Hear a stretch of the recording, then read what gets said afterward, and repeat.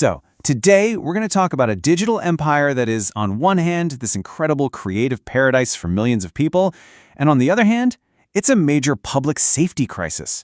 It's a platform that's being celebrated in classrooms and, at the same time, condemned by regulators. We're talking about the Roblox paradox and the two completely conflicting stories at its very heart. Let's get into it. So, what's this number all about?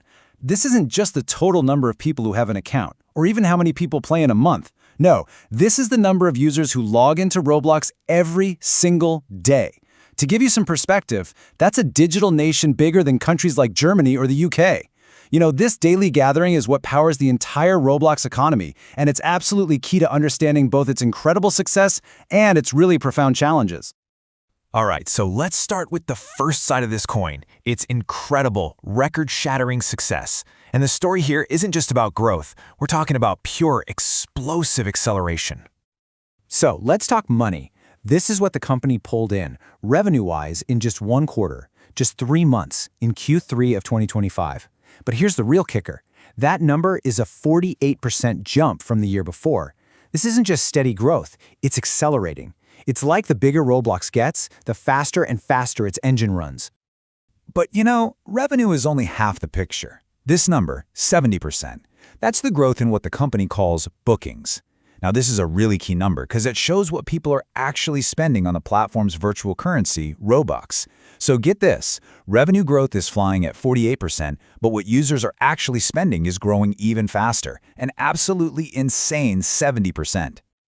Okay, so where's all this spending coming from? Well, it's coming from right here. Just look at that jump in daily active users. In just 1 year, the platform added over 60 million daily users. That's basically like the entire population of Italy just decided to log on every single day. The growth is just staggering. And here's something really important that's fueling this whole thing. For the longest time, everyone just thought of Roblox as a platform for little kids. But the data shows that's changing, and it's changing fast.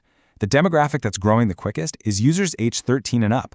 And this is a huge deal because, well, an older audience usually has more money to spend, which means more monetization and more complex content.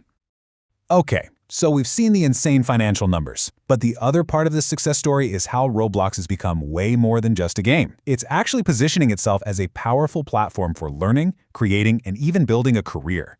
Let's dig into that. Now this quote, this isn't from some glossy Roblox marketing pamphlet. It's from an official government educational program document.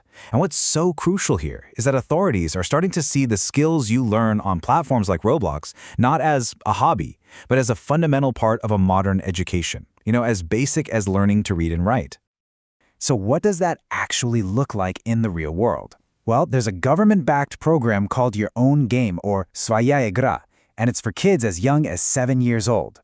It uses Roblox's own development tools to teach them the basics of coding in Lua, 3D modeling, and game design. So they're not just playing the games, they are literally learning the skills to build them from the ground up.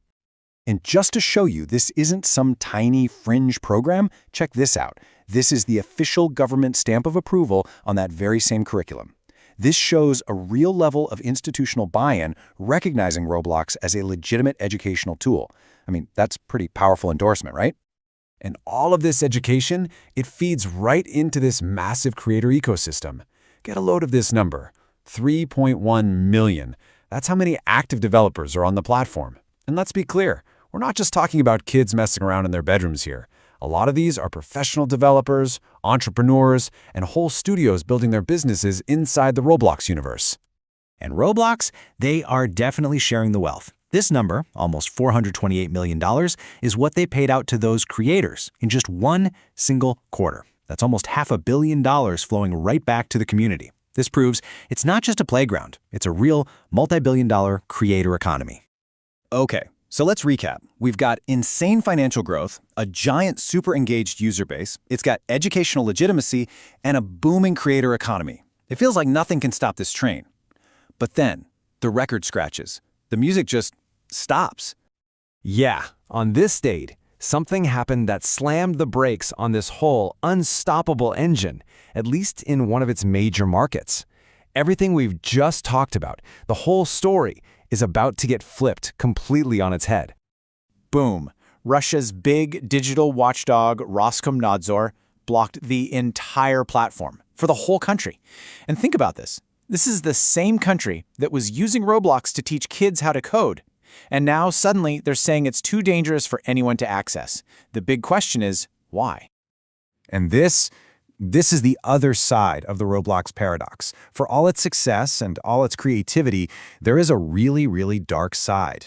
And it's one that regulators finally decided they just couldn't ignore anymore.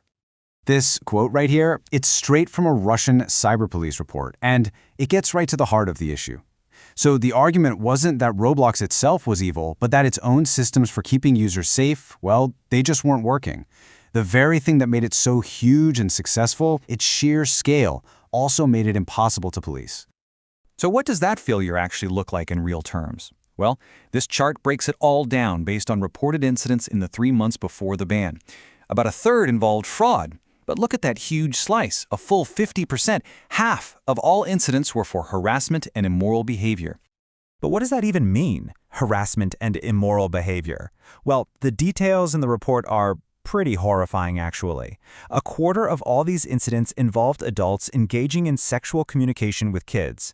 Another 17% were cases where criminals were extorting explicit photos from children in exchange for Robux. And another 8% involved hidden areas inside games made for staging scenes of extreme violence or sexual roleplay.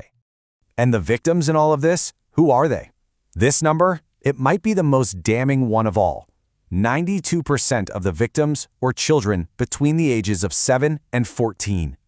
The platform's core audience, the kids who love it the most, were also the most vulnerable and the most targeted. So this brings us right to the core of the problem, the paradox at the center of this whole empire. How can one company be this celebrated engine for creativity and growth, and at the exact same time be such a massive, documented risk to kids? And this really puts those two faces of Roblox right next to each other. On one side, you've got the juggernaut, 70% growth in user spending, over $400 million paid out to creators. And on the other, you've got this unacceptable risk. Half of all incidents are harassment, and 92% of the victims are children. It perfectly shows how the very freedom that fuels all that growth is the exact same thing that creates the danger. This timeline really puts it all into perspective. So it takes them 15 years to build up to this massive public company. But get this, in the very same year that it has its most explosive growth ever, all those safety problems that were bubbling under the surface, they finally boil over, leading to a major government crackdown.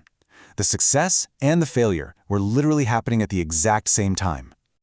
And all of this leaves us with a really critical question, not just for Roblox, but for the future of the whole metaverse.